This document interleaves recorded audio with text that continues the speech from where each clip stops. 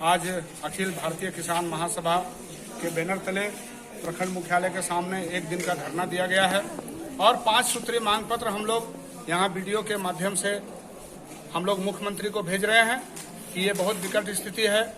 किसान बिल्कुल दुखी हैं, उनका सारा धान का बिचड़ा जो लगाए थे वो सूख गया है। अभी कोई उम्मीद नहीं बची है कि खेती बाड़ी इस साल हो, इसलिए आप इसका संज्ञान लें और बेंगाबाद सहित उन तमाम प्रखंड जहां इस तरह की स्थिति उत्पन्न हुई है, आप उसको सुखाड़ क्षेत्र घोषित करके तत्काल राहत का ऐलान करिए और उसको देना शुरू कीजिए।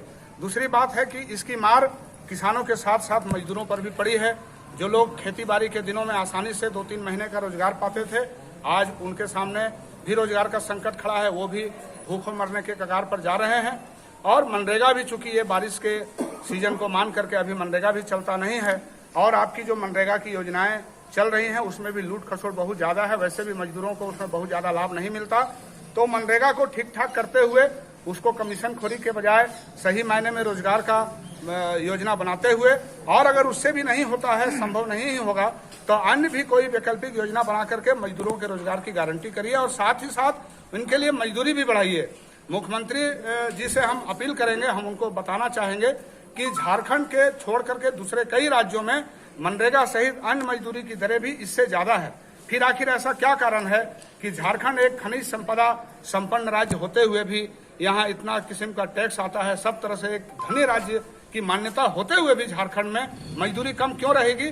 तो दूसरे राज्यों में जहां पर मजदूरी दर अधिक है वहां के हिसाब से यहाँ भी कम से कम हम लोग मांग कर रहे हैं कि 600 रुपया हाजिरी यहाँ पर तय किया जाए।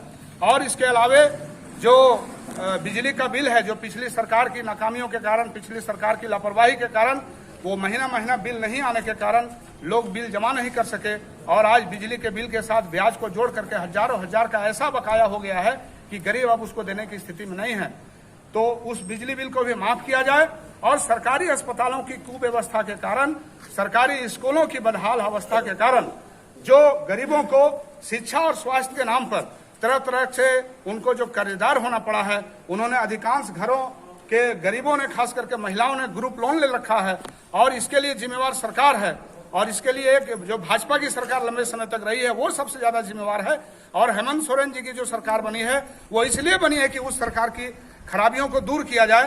तो हम मांग करेंगे कि उनका बिजली बिल और उनका जो ग्रुप लोन है उसको माफ किया जाए। इन तमाम मांगों को लेकर के हम लोगों ने 5 सूत्री ज्ञापन दिया है। हम ये ऐलान कर रहे हैं